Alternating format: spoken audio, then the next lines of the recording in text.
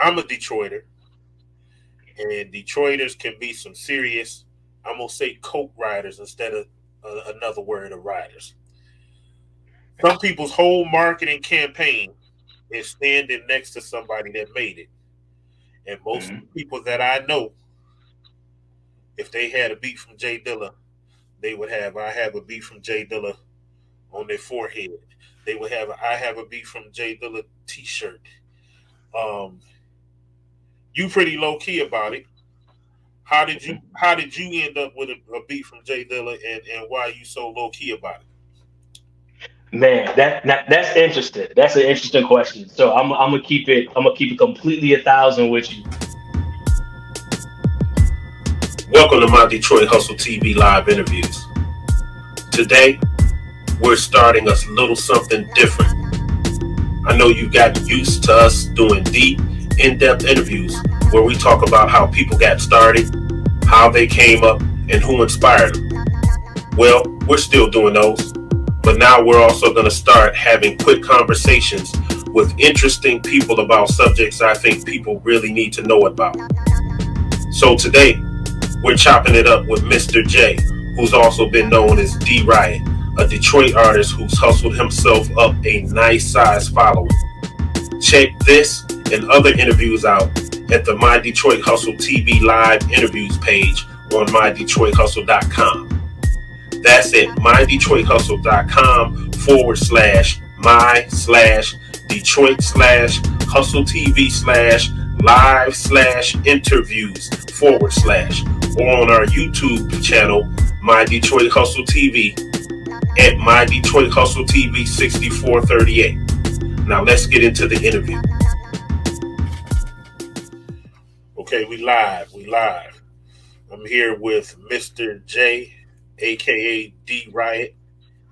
First of all, I want to Yep. say it was a little bit confusing trying to find you with the two names. Can you clear up what the deal is with your name? Yeah. Sorry about that. So it really is Mr. J, but I put D right in parentheses to go along with the name. So it's pretty much just Mr. J, but I always liked the D right. My brother told me to incorporate it with my name, so it's kind of it's kind of a little bit of both, but mainly it's just Mr. J. So you didn't have like a name change or nothing, because I'm just not meeting you this week, but I've seen your name. I've seen your name for a while. I've seen that D-RIOT for a long time. I appreciate it. Yeah. Um, you said you rhyme and you engineer. Do you make beats too? I don't make beats. Ironically, I should. I guess I just didn't have the patience to learn. So it's easy for me to just grab beats and then just do what I do with them. Um, yeah, but as far as sitting down and actually producing, I never really got into it like I should though. So no, I don't really produce as far as making actual material, the instrumentals and stuff. That's pretty interesting. Because I Yeah, believe you said you went to the I call it the disc, but the Recording Institute is in there. You went there. yeah, I don't yeah. know. I don't know too many people that went through that program that don't make beats. Right. Yeah. So, yeah, my fault. Yeah. So interesting. I just took the first course, which was just audio engineering. So Uh, pretty much what he taught me was just the basis of recording, how to mix the record, how to master it. And I think part two was the production side. And I didn't go back into it. okay. Yeah. So I saw something interesting when I was going through your stuff. It says Hmm. you wanted to start making records after hearing Craig Mack's "Flavor in Your Ear." Flavor in your ear. Yes, sir. That too is pretty interesting, because I've never heard anybody say, "Oh, my major influence is Craig Mack." What was Yeah. it about? What was it about him that and Flavor in Your Ear that got your interest like that? You know what's funny? I got to give credit to my brother. I had no prior knowledge of hip hop until I heard that actual record. Because I grew up in a Christian household, so all we played was gospel in my house. So, but my brother kind of, he was a little bit older than me, so he used to watch, Rap City and stuff like that, and so on, and BET, and they used to always play Flavor in Your Ear. That was a big record. So I never forget. I came home from school one day, and he was like, "Yo, Dave, listen to this." And for some reason, brother, it's like when I heard that record, it's like it just sparked something in me as an artist. And I just really been paying attention to hip hop ever since. So that was my starting point. That was actually my introduction to hip hop, hearing Craig Mack's Flavor in Your Ear. So throughout my whole journey, I always give Craig Mack in that song my starting point of what I do now. It just inspired me that much. Okay. Rest in peace, Craig Mack. Here's a little fun fact. When I was performing back around that time, maybe a year or two before that, my, I don't want to say hype man, my rhyme partner, because he rhymed with me, was, Mhm. he grew up in Long Island. He was good friends with Craig Mack, and he was Craig Mack's road manager. So it's Wow. funny that you said that. So I used to hear about, I used to hear all about Bad Boy, and I heard a whole bunch of Craig Mack music before he ever came out. And it's interesting that you would say Craig Mack Flavor in Your Ear. Yeah, yeah, that's the one. That's the one. I've started a private Facebook networking group. It's for artists, producers, promoters, YouTubers, podcasters, DJs, entrepreneurs, and any other kind of professional that really wants to get together and collaborate on projects for real. This is an exclusive group. There's an interview process, and everybody's not getting in. I'm only interested in people that want to work. So if there's only 3 members in the group, that's fine with me, as long as we're in the group getting things done. If you feel like you have something to offer the group and you really want to get some things done, hit me up in the DMs on whatever platform you're seeing this on, or email me at mydetroithustle@outlook.com. Peace. Yeah, yeah, that's the one. That's the one. Yeah, and I follow Easy Mo B on IG. Shout out to him. He produced it. He produced a lot of early Bad Boy stuff for Mac and Biggie. And man, that production was just flawless. So when Mo B posts something about Craig Mack or Biggie, I'm like one of the first ones to comment, like, "Yo, bro, you a genius." I always give Mo B his flowers for his production on that. Right, right. Yeah. Well, here at mydetroithustle.com and My Detroit Hustle TV, we're all about spreading the hustle. I notice you have a decent sized following. What kind of things are you doing to promote your music? Man, I'm always creating content. What I love about social media is that content. I feel like you can never have enough content. I feel Right, like you got to stay consistent. So the thing with short form content, I'm able to take a song that I did maybe 3, 4 years ago, make it short or real out of it, and promote it as if it's brand new. Um, so there's that factor. I'm definitely want to get on stage soon. Talking to some people about getting on stage. Um, like I said, just shot a video a couple of weeks ago. We're looking to shoot another one next month. So for me, it's just about staying consistent and just trying to stay in the people's face as much as I can. right. Yeah, I subscribe to your YouTube channel and I started getting all kind of shorts, and I'm like, okay, okay, he ain't playing games. I like to see that kind of stuff.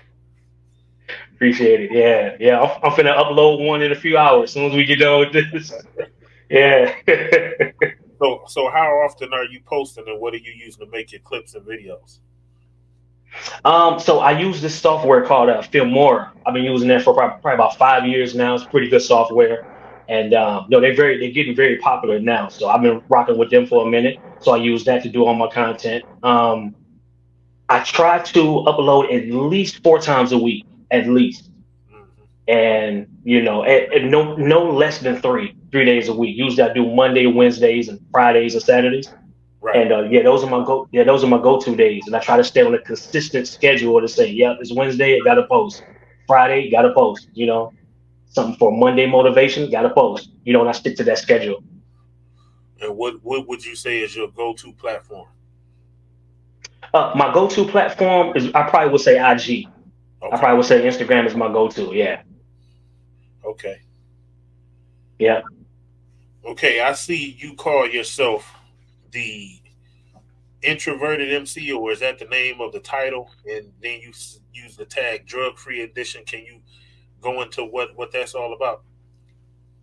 All right, yep. So I do have an EP out right now. It is called the Introverted MC, and I dropped the deluxe version, which I called it the drug free edition. It's the same thing, deluxe version to that. It's out right now, and on streaming on all digital platforms. And I'm working on part two right now as we speak.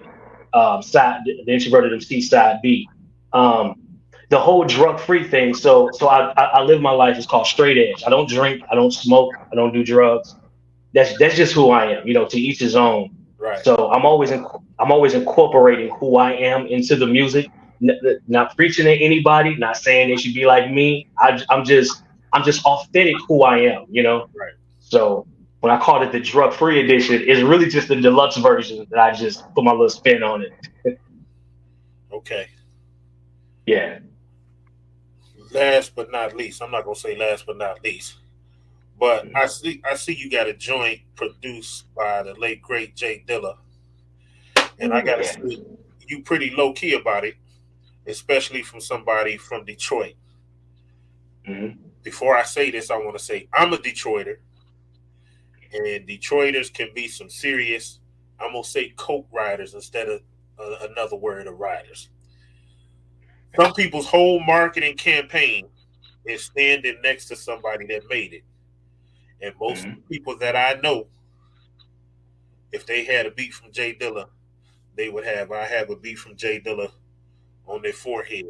They would have I have a beat from J Dilla T-shirt.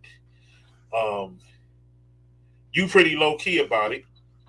How did you end up with a beat from J Dilla, and why are you so low key about it?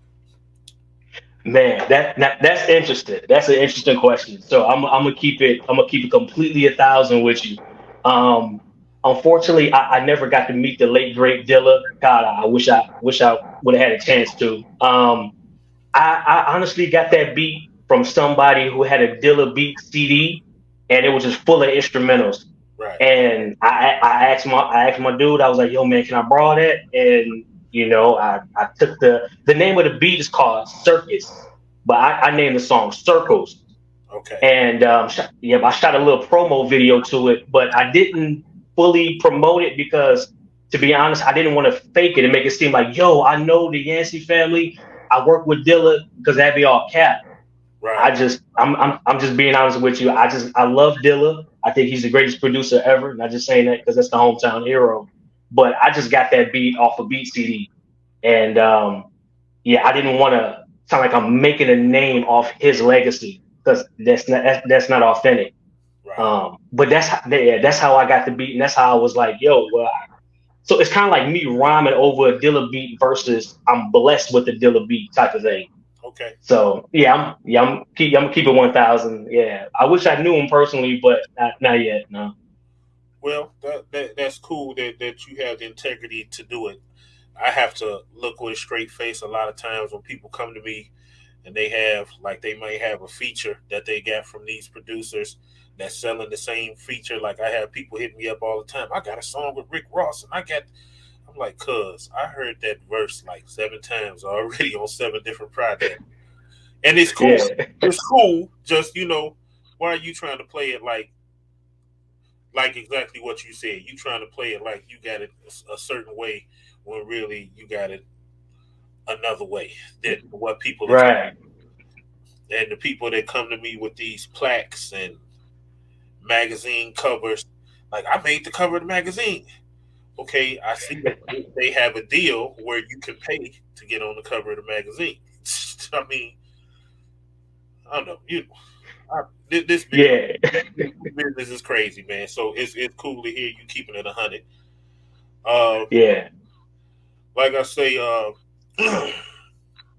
for those of you that don't know, I just met this young man a few days ago. I got a little private VIP Facebook group, and we networking and working.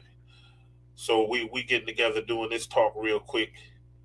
I'm not going into a real in-depth interview like I usually do because basically I expect to be talking to you quite a few more times. So Sure. instead of trying to cram in your whole life story in half hour, 45 minutes, I'm sure we'll be talking about a few more things. So before we get out of here, let the people know what you're working on right now, what you got coming up. Yo, peace and love, everybody. Like I said, I go by the name of Mr. J, East Side of Detroit, hip hop artist. For those who don't know, I got an EP out right now called The Introverted MC. A lot of great music on there. I'm working on part two, so it's going to be called The Introverted MC Side B. Um, I got a new single coming out in a couple of weeks called Detroit Vibes. And we shot the video last week. I'm very excited about it. It definitely represents the city in a good light. And I just hope the people really dig it and can relate to it. And yeah, feel free. I'm on a little bit of everything, all social medias. My music is on all all digital platforms. Rather, I'm down to collab, down to work, and I just love grinding and creating great content. That's what's up. All right. Well, without further ado, we're gonna get up out of here. Uh, Peace from my Detroit Hustle TV Live, and we out of here. Stop by mydetroithustle.com today.